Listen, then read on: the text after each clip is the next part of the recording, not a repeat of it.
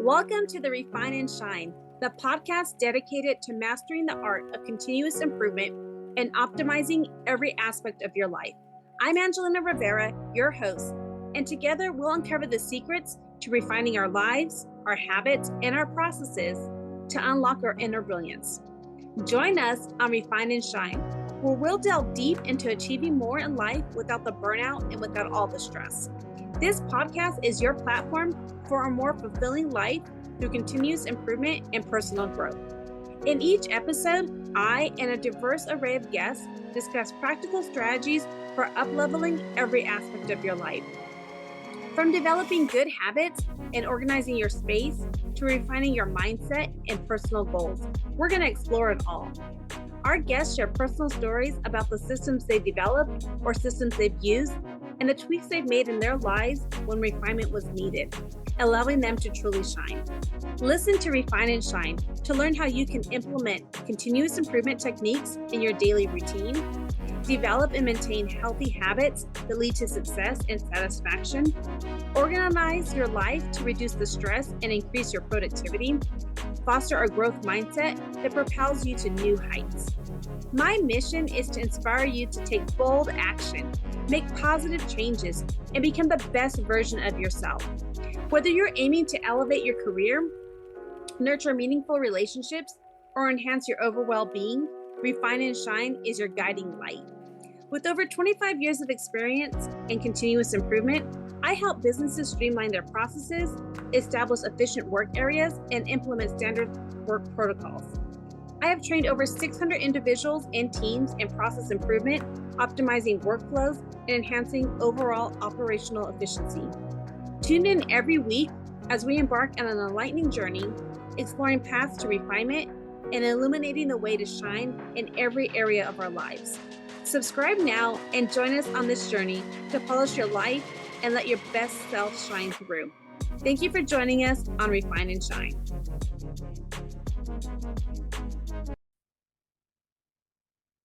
Hello, everyone. Welcome to another episode of Refine and Shine.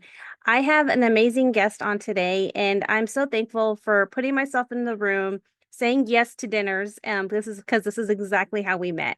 And once I knew my guest story, I knew I had to have her on my podcast. And you all, I hadn't even started my podcast yet, but I knew that this person was going to be on my podcast. And so I'm so thankful that we made it work out. And so I love to introduce you to my guest. Her name is Kim Witczak. She's an international drug safety advocate with over 25 years of experience in advertising and marketing communication. Her advocacy began after her husband's sudden death in 2003 due to an undisclosed antidepressant side effect. She's played a key role in the FDA's addition of suicide warnings on antidepressants in 2004 and 2006. Kim launched the grassroots organization Woody Matters to raise awareness about drug safety and ensure patients' voices are heard in healthcare. She's been featured in major media outlets, testified before the U.S. Senate, and co-organized the Selling Sickness People Before Profits conference. Currently, she serves as a consumer representative on the FDA Psychopharmacological Drug Advisory Committee and as a board member of various nonprofit organizations dedicated to drug and patient safety. She also lectures on pharmaceutical industry's influence on healthcare. Wow, Kim, you have done so much. Thank you for being on here today. Oh my gosh, thank you so much for having me. I can't wait to have this discussion. I think it's so important that you were talking about things that are in silence. You are the voice behind so many things. And as coming from a family of those who have been on diagnosed with mental health issues or given prescription drugs or wanting to have my children on prescription drugs at a very young age, which I knew for sure that I didn't want that when it came to like my son being ADHD, you need to put him on Ritalin and all these other things. I was like, nope. That you also have seen are the voice behind so many things that are on drugs now, those guidelines and those safety things. And so tell me a little bit, how you got this started and what made you go to this avenue. Sure. Well, first of all, like I always like to say, I call myself an accidental advocate because I did not choose to do this work that I do, the drug safety pharmaceutical work. It was a personal story. Sometimes our greatest purposes choose us. And mine was, it all started back in 2003. 21 years ago. My life looked very, very different than it does today. I was happily married to my best friend, Woody. We were starting to talk about having kids. We were married for almost 10 years. We both like traveled the world for our work, and we have both had successful careers. And it was what, summer of 2003, and my husband, on August 6th, 2003, I got a call from my dad when I was out of town from work that he was found dead, hanging from the rafters of our garage. And in 1 second, phew, my entire life that I had loved and planned and thought was going to be what I was going to do the rest of my life, fell apart. And literally everything about it, I was like, wait, 5 weeks earlier, Woody had just started his dream job with a startup company, having trouble sleeping. So he went to his doctor, and and Woody was like an athlete. So I called him Humpty Dumpty. They always fixed him, and they would put him, if they said, stitch him up, put a cast on his arm, fix his knees, etc. So he went to see his doctor, who he loved and trusted, and said he was having trouble sleeping. And he was sent home with a 3-week sample pack of the antidepressant Zoloft, and was told that it would take the edge off and help him sleep. I happened to be out of the country those first 3 weeks that he was put on this drug. So I wasn't even there. I didn't even know what he was getting, prescribed and whatnot. But I'll never, ever, ever forget something. And it's part of my talk that I do today. It was a lasting impact. I'll never forget. Woody walked through the door. It was like I just gotten back from my 3-week shoot, and Wood fell to the floor. He was completely drenched through his blue dress shirt, and he had his hands around his head like a vice, and he was crying. He's like, "Kim, you gotta help me. I don't know what's happening to me. My head's outside my body. You gotta help me." And he's like, "I don't think I can handle this." And meanwhile, I'm just like looking at him. I've never seen this behavior ever from him. We calmed him down, and we ended up we did breathing, we did yoga, we did praying. And then eventually he called his doctor and told him what was happening. And the doctor said, you got to give it 4 to 6 weeks for the drug to kick in. And so every night, the next week of Woody's life, Woody would be like, "What do you think about hypnosis? What do you think about acupuncture? What do you think about?" He was looking for ways to beat this feeling outside his head. And so, when I left to go out of town, because it was my busy time of my work season, there wasn't a thought in my mind that anything like this would happen when I left him. Right. And so when I got that call from my dad, because I hadn't heard from him all day, that was the last phone call I was ever in a million trillion years expecting to receive. And so in a second, my entire life blew up. And I will never forget that night when I was stuck in Detroit trying to get myself back to Minneapolis. I got a call from the coroner, and the coroner asked me one simple question. And the question was Woody taking any medication? And the only medication that Woody was on was Zoloft. And she says, and it was sitting on the kitchen counter, which I find odd too, because it was upstairs, but it was sitting on the kitchen counter. And she said she's going to take it with her. It might have something to do with his death. That was like kind of clue one. And the second clue on that exact same night was the front page of our newspaper, the Star Tribune, had an article that said the UK finds link between antidepressants and suicide in teens. And so literally those two things happened on the same night Woody was found. He left no note, which is, ironic because he always left notes. We both left honeydew notes when we traveled, and there was no note. But in some ways, those became kind of the notes that started this entire, it's kind of the impetus behind what I quickly learned about these mind altering drugs and the drug that Woody was given. I think that, I mean, when I heard your story the first time, I thought, wow. I mean, just it still like gives me chills, and I love that you have taken your pain that you have gone through, and I could never imagine going through all that, but you've changed it into a purpose and are going out there now advocating and showing people like, hey, we have to really do the thorough studies. And also, when they're doing the studies, are they putting everything in those studies, all of the things, the side effects and all the things that we should really look for? Like, that's the question I always wonder when I'm given a prescription. Or, and I've never had anything that severe happen. Well, I did have my husband when he was on, my husband has mental health issues. And, um, when I started looking, like they have him on all these meds, and like, wait, started researching, this med causes this and this causes this. And all of these, there's like, they can conflict with each other. And there has been a time where we had to hospitalize because of the medication. And I'm like, and slowly working to like wean off of the, help him wean off of those.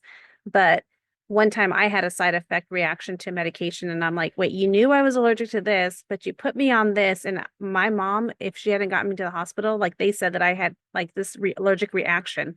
And that's what people really think, just an allergic reaction to the meds. And it was like I had to hurry up and get a shot. But there's also like the other side effects, and it's like, like the suicide that can happen. Like you're on an antidepressant or a medication to help you sleep, which could be most of the time when you cannot sleep, they give you some type of antidepressant.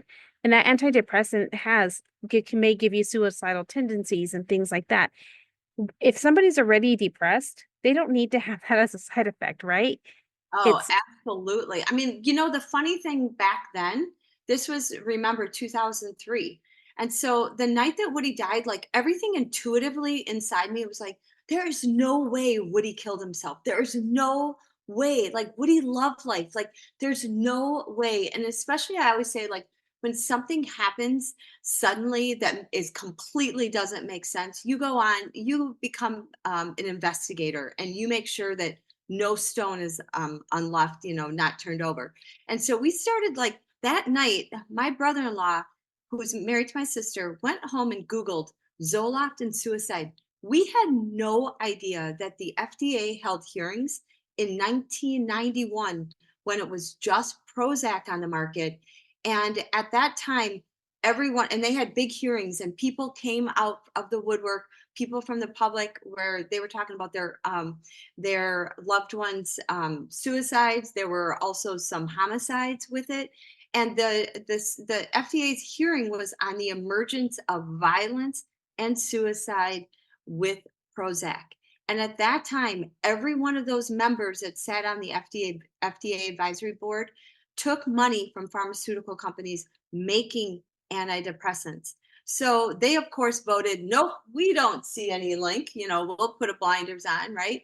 And then the FDA told the company, which is Eli Lilly, to study suicidality. They never did.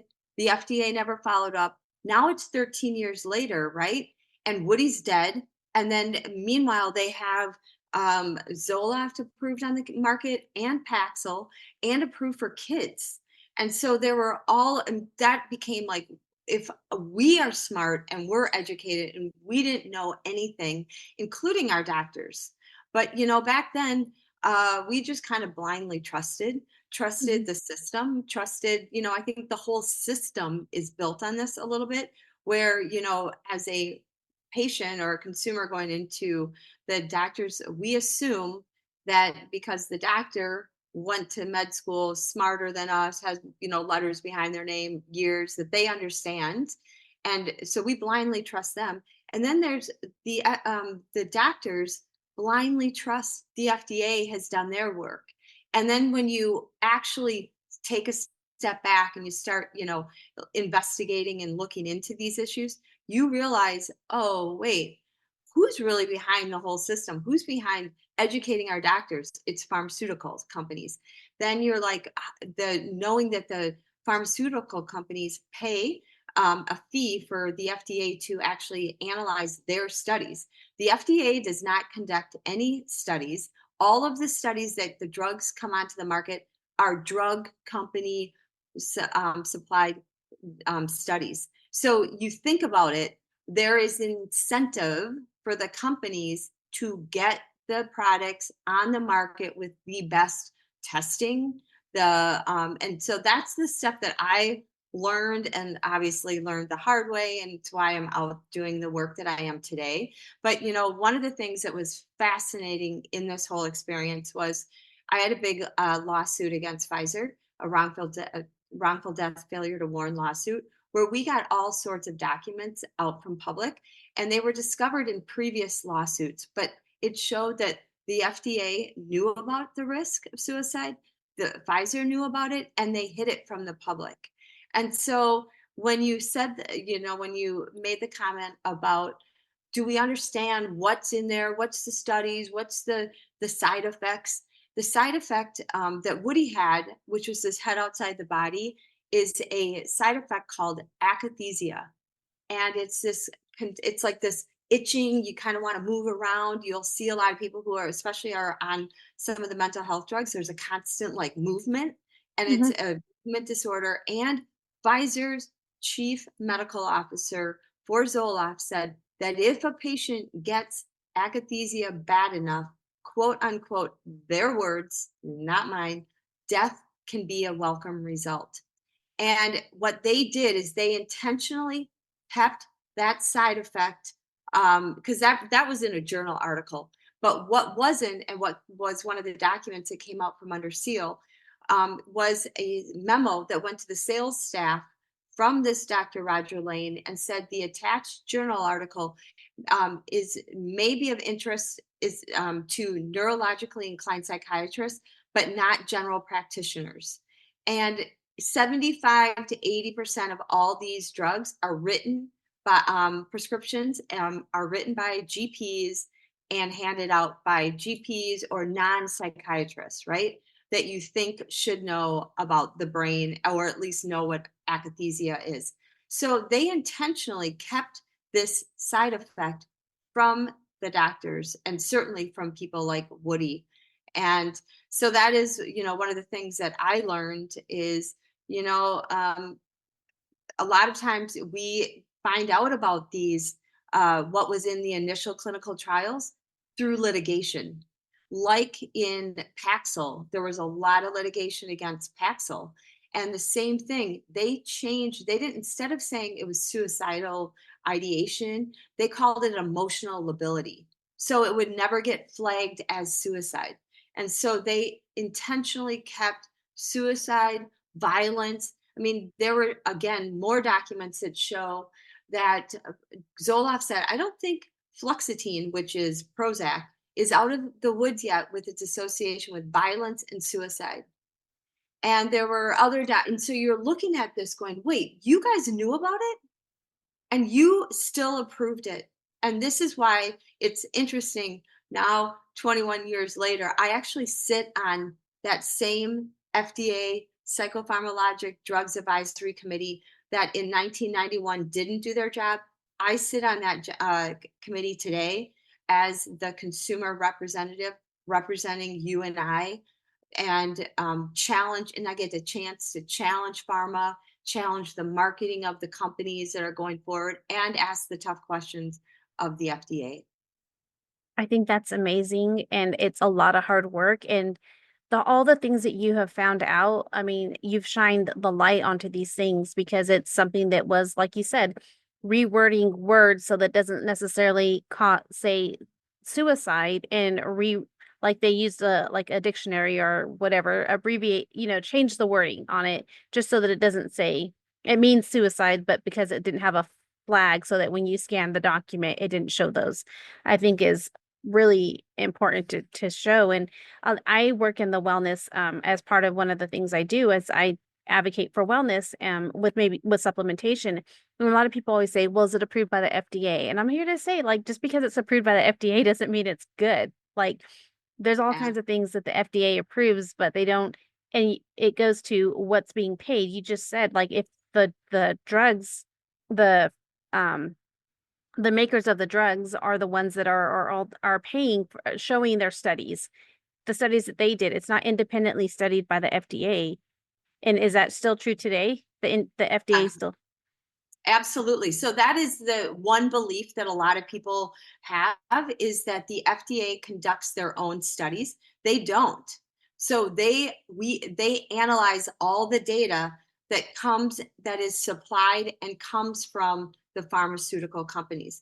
You have to remember, the goal of companies and with their initial clinical trials is that is the one, like I always call it, it's the one hurdle that the company has to go through, which is the regulatory process before their drug can be put on the market and promoted and advertised. One of the other things that I didn't realize is the US is one of only 2 countries in the world that allow drug ads. So I don't know if you like watch sports or if you watch, the nightly news or any of the shows, you'll like, all we see is like drug ad after drug ad after drug, it's one thing after the next. And that's because we are like I said, one of only 2 countries that allow drug ads. And so for me, it's pretty close to home because that's my business, right? I've spent my entire career in advertising and marketing. I'm still in advertising and marketing. So I kind of understand that system. So, advertising helps to sell hope, and we buy into hope. Who doesn't want to be sold hope? When you're not feeling well, who doesn't want to be sold hope?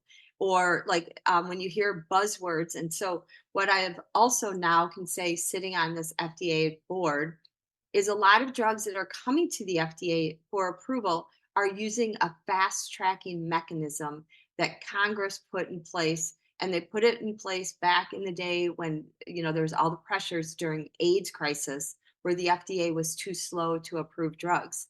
And so there are things, when you hear the words breakthrough therapy, it's a breakthrough drug, you got to be really careful and dig into what that word means, because breakthrough therapy is actually a breakthrough designation, which means that it can be fast tracked and get faster approval with less stringent data, doesn't necessarily need the 2 double-blinded placebo-controlled studies, which used to be, or what we have all grown up to believe is the gold standard. So interesting. So interesting. You said something else too. I mean, the one part was, I'm trying to remember the hope. You said that we want to sell hope, and you're right. When I listen, and I don't watch TV very often, but I love my football, and it's every other commercial is about something. And like when I hear some of the things, if you have this or that, and then you hear the side effects, and I'm like, the side effects may cause constant diarrhea or constant this or constant that, and I'm like, no thanks. Like, I'd rather deal with whatever I'm dealing with. Yeah. And that's the thing, though, is that you're advocating to make sure that the side effects that are put on there are the things that happen are actually correct. And I so appreciate that, because like I said earlier, like with having a background with family and mental health issues, and I think it's so important. When my son was younger and was put on, or they wanted to put him on medication, I was like, for his one of his health issues, I was like, nope. We can find a way to deal with this. And back then, the drug that they wanted to put him on was Ritalin, and I didn't know enough about Ritalin, but I just knew that I did not want my son on there. And we worked on, like, if you let him listen to music while he takes his test, he's going to be able to focus. And it's very true. And even to this day, my son can do a lot better when he's listening to music. That helps us focus, because he has, his attention goes to everything else. But if he can focus on the music, he can do extreme, like his work that he does is just amazing and fascinating.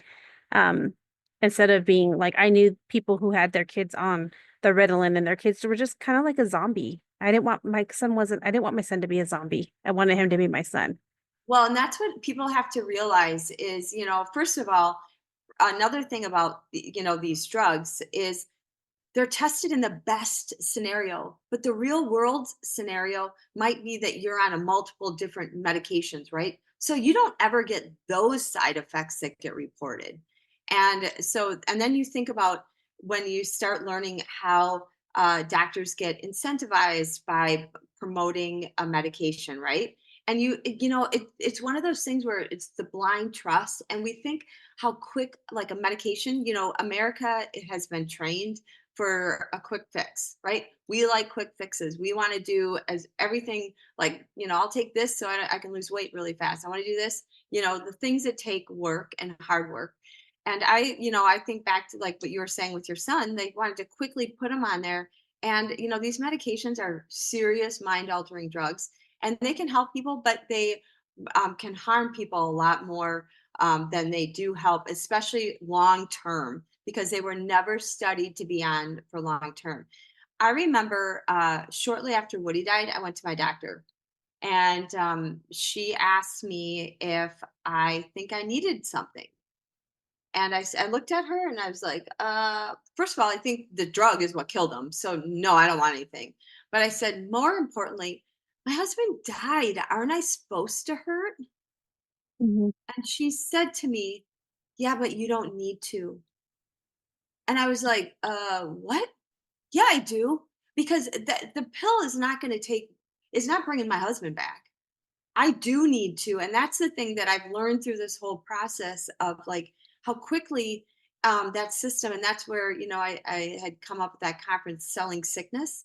It's kind of the business model of cradle to grave, keeping customers for life in the drugs. And once you really dig into this, but, I was like thinking, yeah, I needed to hurt because the pill would never bring him back.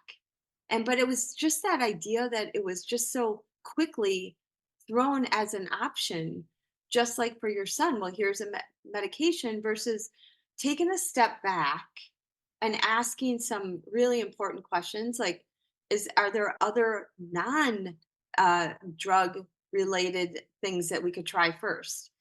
And not always going quickly to the drug, because it doesn't, the especially in like in the mental health space, I feel like it's really important, like with depression, anxiety, and things like that. There's something, and there's a reason why you're down, and it's like and there's anxiety, and trust me, I'm a highly anxious person, and I've had to learn how to do non medical interventions. But I think there is something in the way that we should ask questions and not have that be the first thing that we do. I think there are a lot of things, and I look back on Woody, and I'm thinking, really, like, first of all, if he would have known it was an antidepressant, he might have said, well, doc, I'm not here because I'm depressed. I'm here because Mhm. I can't sleep. So there might have been a conversation. And so all of this is called informed consent. And informed consent is when you and I, doctor, you have told me everything you know. I want to know what the good, but I also want to know what the bad is. I want to know what could happen if I do nothing. If we do something else, like, hey, do yoga. What's your eating like? What's this like? Hey, maybe you could try music. So there's a lot of things that I think are part of this bigger conversation. And I call it informed consent, Mhm. which is what every one of us should be asking. Even, you talk about your friends who put their Mhm. kid on Ritalin. Did they know that it's a Schedule II drug? That's highly addictive. Did they know Right. that? Right. And that's the thing about like what you're saying is like instead of hurry up and medicating that we should get to the like root cause. Like why is the issue and what are the what like peeling the onions away. And if we just hurry up and mask it with a drug, it doesn't mean that it's gonna go away. It could actually worsen it, and it's still not treating the symptoms, the root cause of the symptoms. Like when it comes to like mental health or it comes to like when you say weight loss, like, yeah, you can take a drug and hurry up and have this quick weight loss. And you hear it advertised all the time as like, oh, you can get all this and these people. But what is the long-term effects? And you're going to always have to be on that drug lifetime just to keep the weight off? Or can you change your diet? Could you change, like, do some for anxiety? Is there some breath work you could do? Is some meditation? Could you do some transitions between going from meeting to meeting so that you're just, clearly focused? Like things like that, I think are so important. Instead of having to hurry up and just be put on a drug, or and then, like, with the mental health, or the depression, is there something that happened in childhood, or all these other things that could be happening that we need to, like, go to therapy, or do some healing work on? And I think that that's so important, and that's one of the things that I have had several guests on here who have talked about, like, the programs that they do for healing work, and the breath work, the Reiki, things like that people think are just crazy, but it's okay because you're not putting substance into your body.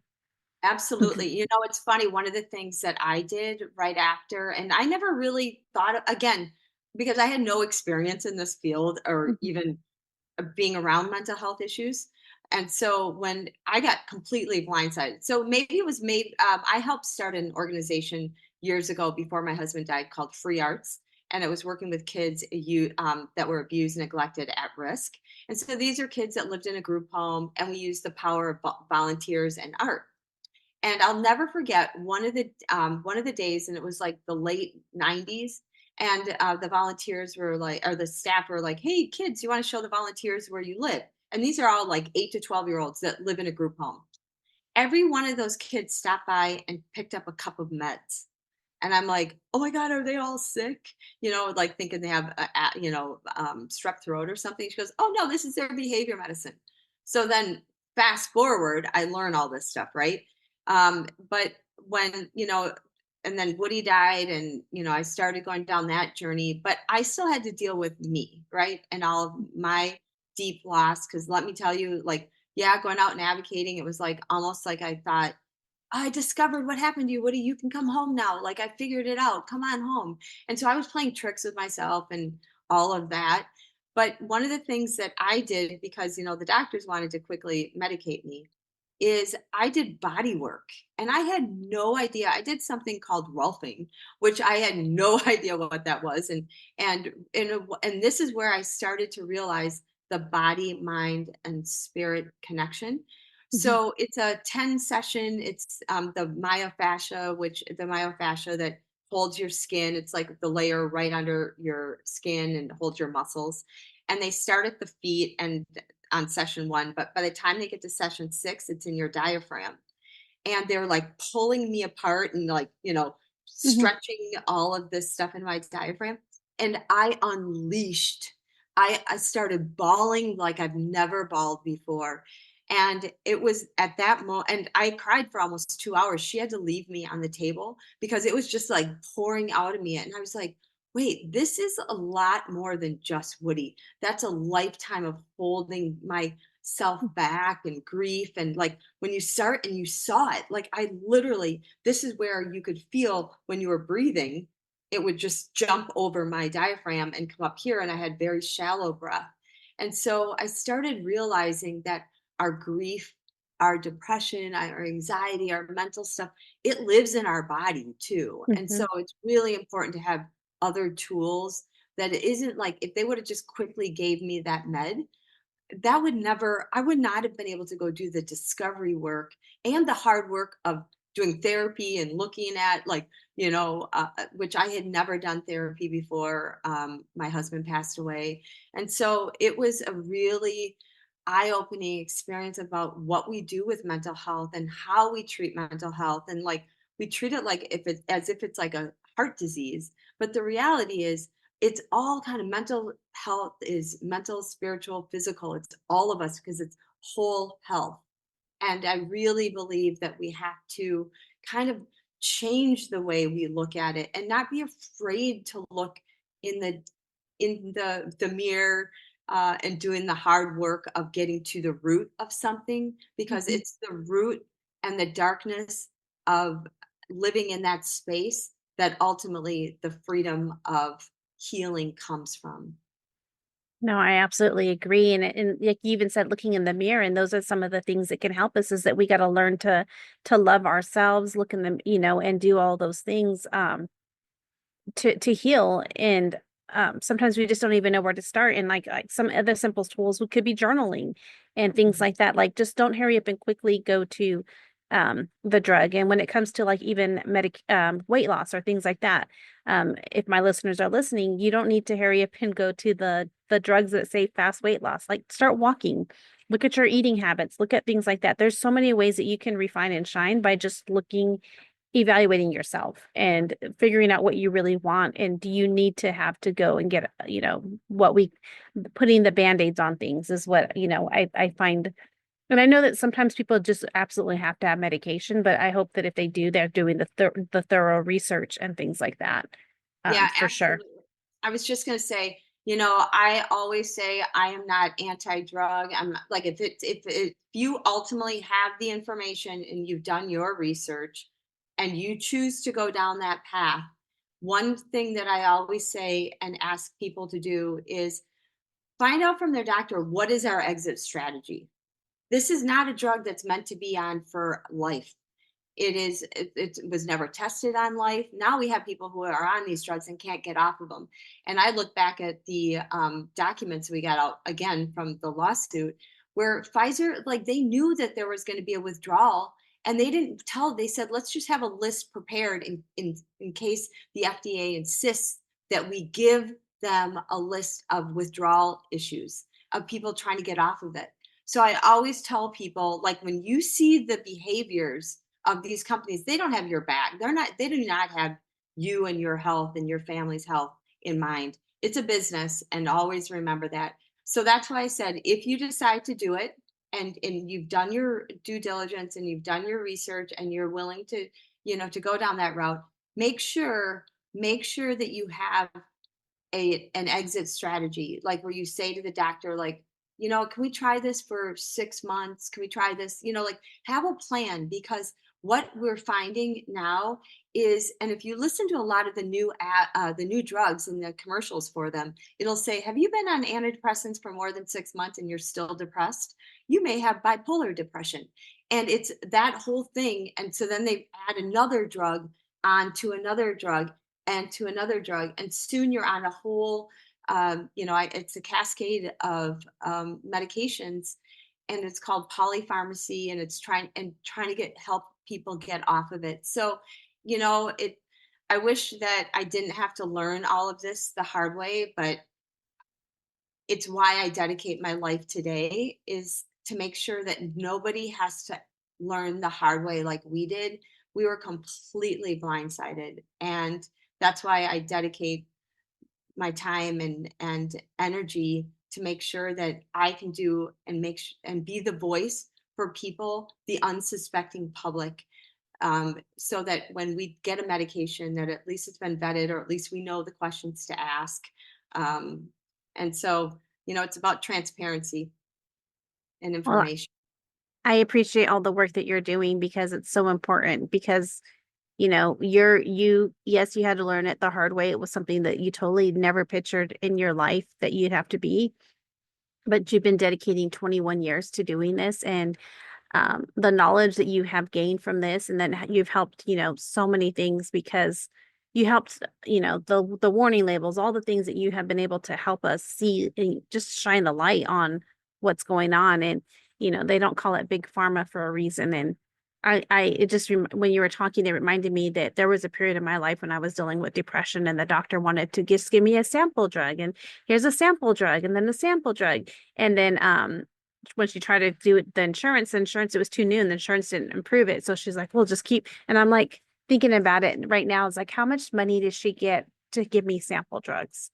Mhm. What was behind all that? And Well, stuff. and it's funny because once you start seeing, obviously, I have been studying this for a long time, and a lot of it's marketing. And I think when you look at samples are a marketing tool.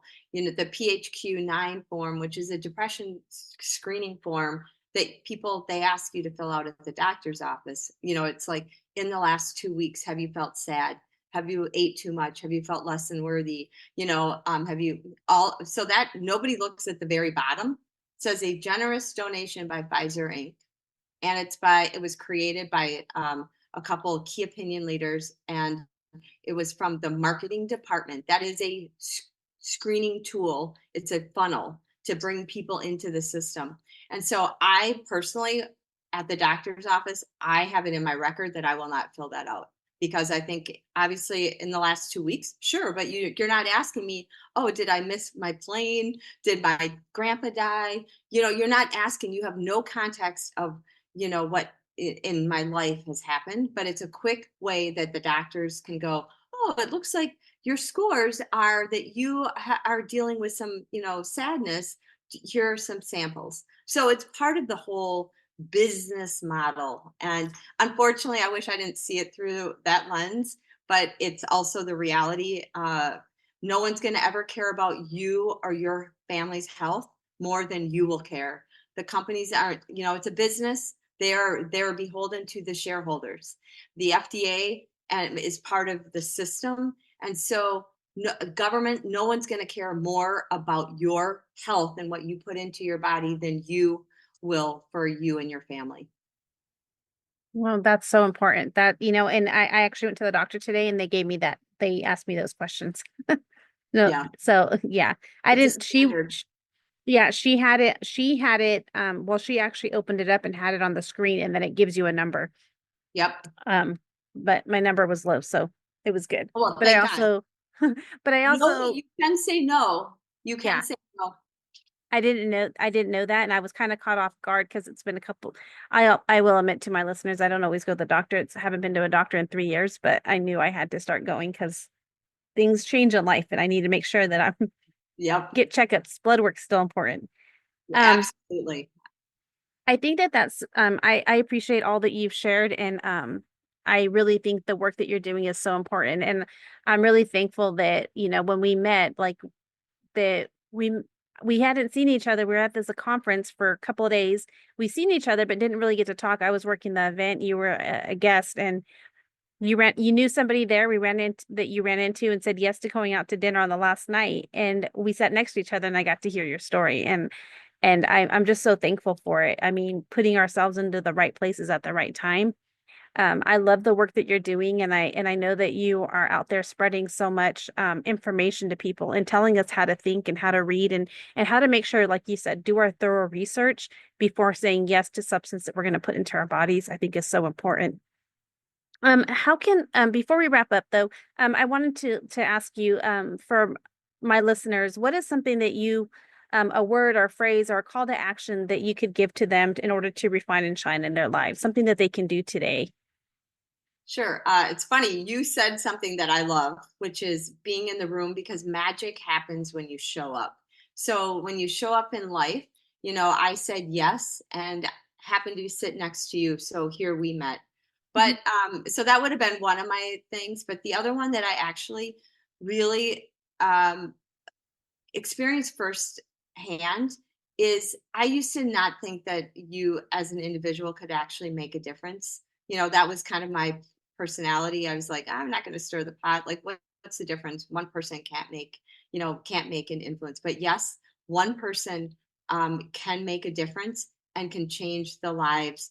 But it starts here with you, and it starts here with me, and then I can go do change. And so I'd say, just realize the power that literally lives within you, because I didn't know that was possible until I lived it. And because this isn't who I was before my husband died. So, Well, I thank you for that. And I truly think, I mean, like you said, it took some hard to get to what you're doing, but through it all, you are shining the light to so much. And I truly appreciate it because I know it's not easy work. But you're so busy in what you do, and you're constantly on the go because you want others to not have to go through what you went through. And I think that's so important. So thank you so much. And how can my listeners find you? What's the best way to follow you and find you?